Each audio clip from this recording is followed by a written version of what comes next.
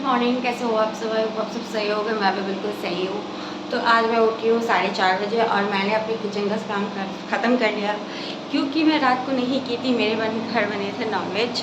तो नॉनवेज बनने के बाद ये होता है ना कि मेरे हस्बैंड उसे ठंडा नहीं खाते, उसे गर्म करते हैं। तो अगर इन केस मैं साफ़ भी कर देती तो अगेन वो किचन गंदा कर देते हैं गर्म करने के चक्कर में। तो अभी सुबह के बजे हैं अभी सुबह के बजे हैं 5। मोबाइल ऑफ का 5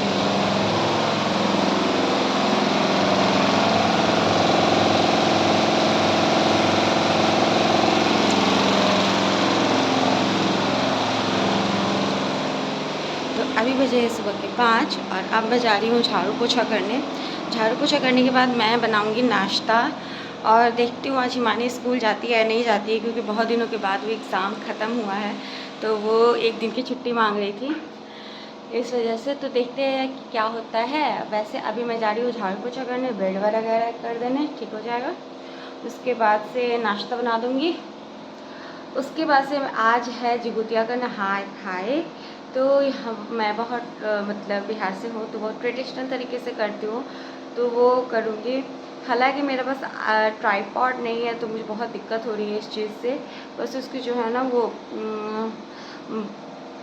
नॉब ऊपर की टूट चुकी है।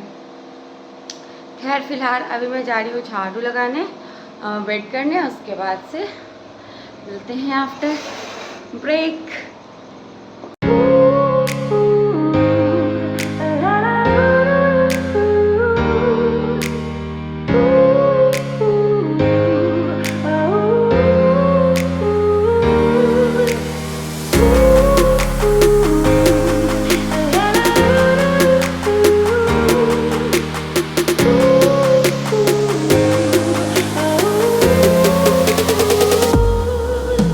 हमारे घर की क्लीनिंग वगैरह सब मैंने पूरा बाहर तक साफ़ किया है, क्योंकि है हमारे यहाँ का त्यौहार।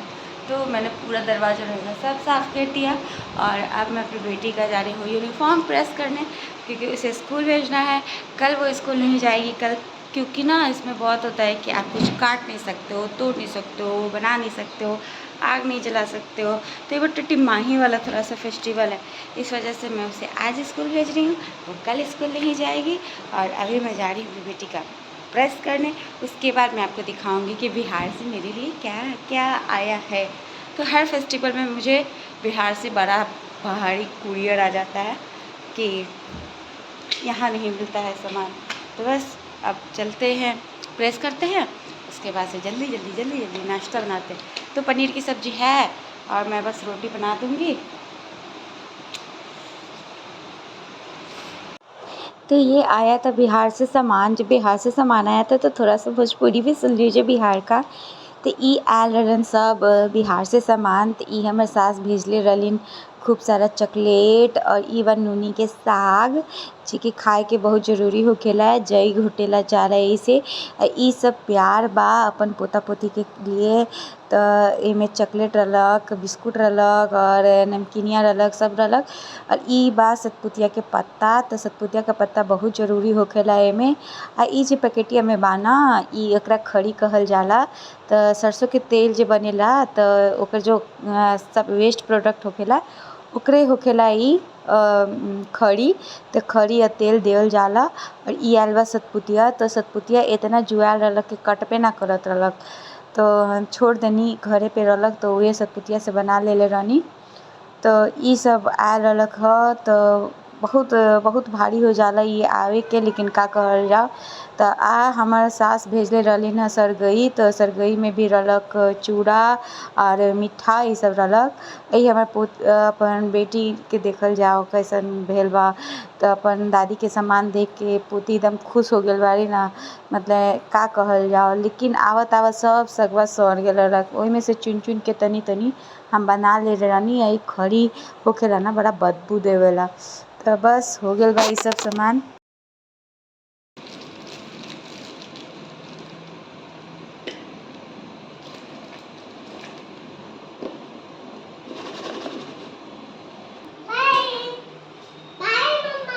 बाय बेटा, मेरा राजकुमार। ए लल्ला, अच्छा से एग्जाम देवे के चाही, ठीक बा। हाँ, ठीक से एग्जाम दी है, ठीक बा, ठीक बा। ठीक बा ना, ठीक बा।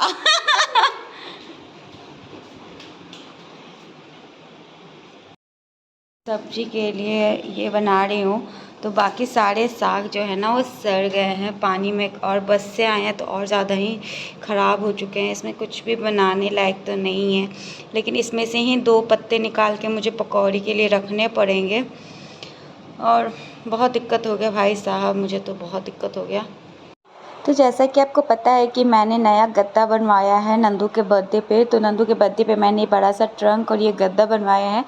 तो इस गद्दा पे पानी बहुत गिर रहा था, तो मैंने फ्लिपकार्ट से वो मैट्रेस कवर मंगवाया था। तो इसमें ना बहुत अच्छा है, चारों तरफ से रबड़ दिए हुए हैं, तो इसे में रबड़ को फंसा दीजिए चारों तरफ से, तो ये प्रोटेक्ट हो जाता है। और इसके ऊपर कॉटन का कपड़ा और उसके नीचे प्लास्टिक शीट है, जिससे पानी कितना भी गिर रहा है उस पर नहीं हो रहा है। और ये मैंने बहुत ही सस्ते दाम में लिया है, मात्र 123 रुपीज़ में। तो 123 रुपये में मेरा जो इतना महंगा गद्दा है वो बच जा रहा है। तो मैंने मैट्रेस ख़रीदा नहीं है, मैंने रुई का बनवाया है, वो ज़्यादा कंफर्टेबल होता है इस वजह से। तो देखिए ये हमारा कवर बन लग गया। और अब गिराओ जितना पानी गिराना है, गिराओ जितना चाय गिराना है, जो जो करना है सो करो, शुशु करो, पॉटी करो, कुछ भी करो, मुझे कोई फ़र्क नहीं पड़ता।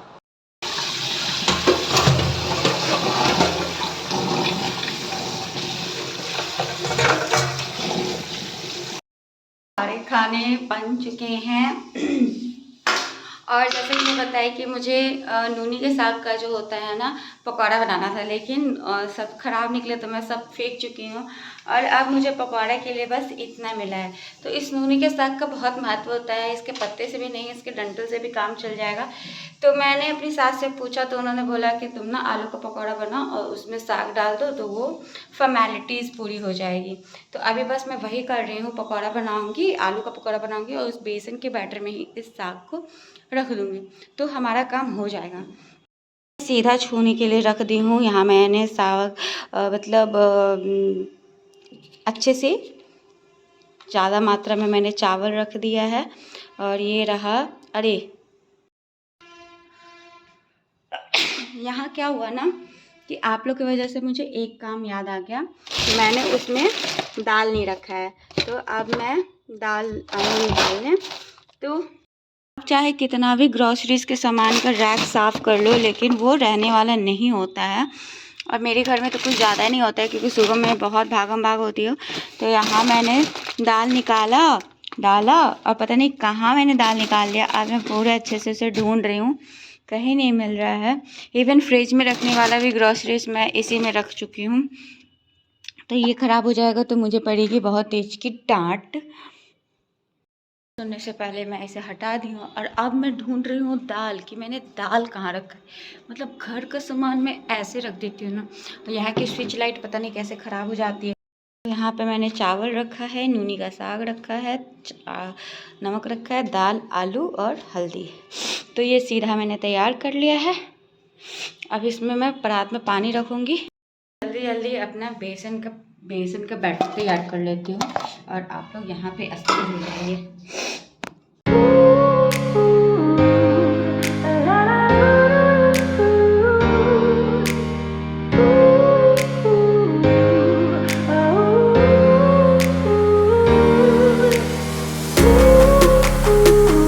ये है सतपुतिया का पत्ता।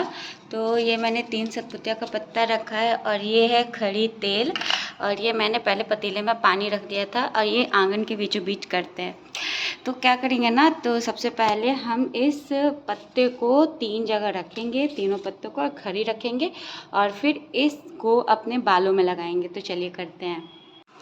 ये फेस्टिवल ना बेटा के लिए किया जाता है। तो यहाँ पे खड़ी तेल दिया जाता है, ये सोच के कि हम लोग नदी में खड़े हैं। और ये जो फेस्टिवल है ना, इसकी बहुत महत्वता होती है। तो यहाँ पे मैं तेल वगैरह लगा ली हूँ। और देखिए ऐसे खड़ी तेल मैं दे चुकी हूँ 3 जगह पे। और हॉल में भी लग चुका है और अब चलते हैं नहा कर आते जल्दी से, क्योंकि नंदू को भी लेने जाना है। और खाना भी नहीं खाऊंगी, खाना खाने में मैं थोड़ा टाइम लगेगा, क्योंकि इतनी जल्दी खाना नहीं खा पाऊँगी मैं, तो स्कूल से आऊँगी तब। तो अभी जल्दी जल्दी नहा लेते हैं और फिर स्कूल जाते हैं। तो अभी इसके बाद मैं कुछ नहीं टच करने वाली हूँ, डायरेक्ट मुझे नहाना है।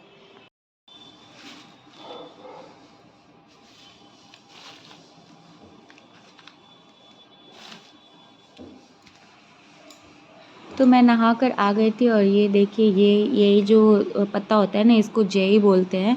तो इसमें एक जीवितवाहन का और एक नंदू के नाम पे वो सीधा पानी से निकलना है, तो बस वही मैं तोड़ रही हूँ।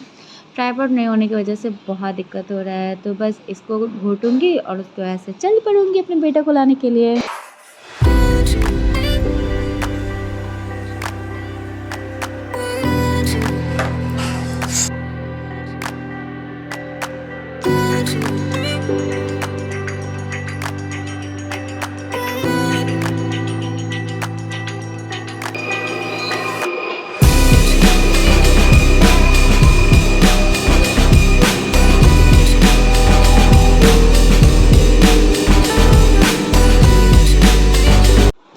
तो ये उसके कल होके का दिन है, तो यहाँ पे मुझे फास्टिंग था उस दिन का है। तो यहाँ पे सुबह में मेरे हस्बैंड और मेरी बेटी उठ के इस घर का सारा काम कर रहे थे। तो मेरी बेटी ने झाड़ू लगाया और मेरे हस्बैंड ने घर का काम किया। तो ये बर्तन धुल के खाना बना रहे थे, क्योंकि मुझे कुछ नहीं करना था इस वजह से। तो दूसरा दिन हो चुका था और अब हो गई थी शाम, और ये देखिए मेरी हालत फास्टिंग से कैसे हो गई थी। तो दिन काटने से नहीं कट रहा था, लेकिन कोई बात नहीं, मेरा बेटा का फास्टिंग था, मेरे बेटे के लिए और मेरे बच्चे के लिए। तो यहाँ पे हम लोग टाइम काट रहे थे कि कैसे भी टाइम हो जाए, फिर हम लोग जाके नहा लेते हैं। तो इसमें ना शाम के वक्त किया जाता है। तो 4 बज गए थे, तो मैं बस जा रही थी अब फ्रेश होने के लिए।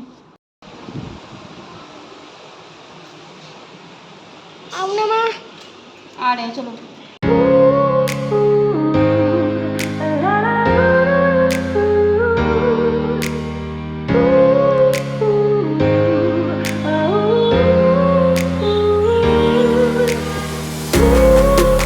ग्राउंड में अरियार बरियार का पेड़ है, लेकिन मैं पूजा नहीं कर सकती, इसे मैं दूर से प्रणाम कर रही हूँ। तो इस दिन ना अरियार बरियार के पूजा का बहुत महत्व होता है।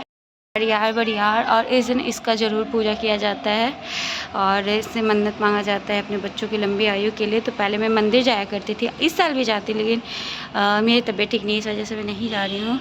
तो पूजा भी नहीं कर सकती हूँ, तो बस दूर से प्रणाम कर रही हूँ, भगवान से विनती कर रही हूँ कि भगवान सबके बच्चों की अच्छी आयु करे, सबको आशीर्वाद दे। विद्या का पर्व जो कि मेरे बच्चों के लिए है, हर माँ करती है। और मैं पूजा अच्छे प्रॉपर तरीके से नहीं कर पाई, क्योंकि कल ही मेरी ना तबीयत ख़राब हो गई, इस वजह से तो मैं प्रॉपर तरीके से आपको नहीं दिखा सकी। और ना ये व्रत अपने बेटे की लंबी आयु के लिए करते हैं, हमारे यहाँ बेटियों के लिए नहीं करते हैं। इतनी भी मतलब मैं स्टैंडर्ड बन के नहीं बोल सकती हूँ कि हाँ कि बेटियों के लिए भी करते हैं, नहीं। हमारे यहाँ जो होते हैं ना रीति रिवाज, सिर्फ बेटों के लिए ये व्रत करते हैं, जिनकी बेटियां हैं वो नहीं करती हैं। तो ऐसा कल्चर होता है और ये बेटों की लंबी आयु के लिए करते हैं। ये पितृपक्ष में पड़ता है और ये एक तरीके से पितरों की पूजा की भी परंपरा इस पूजा में होती है। तो मेरे कृपा से, मेरे भगवान की कृपा से मेरे सास ससुर, मेरे माँ बाप सब कुछ अभी मेरे पास हैं, तो मुझे वो सब नहीं करना पड़ता जो कि मेरे सास को करना पड़ता है।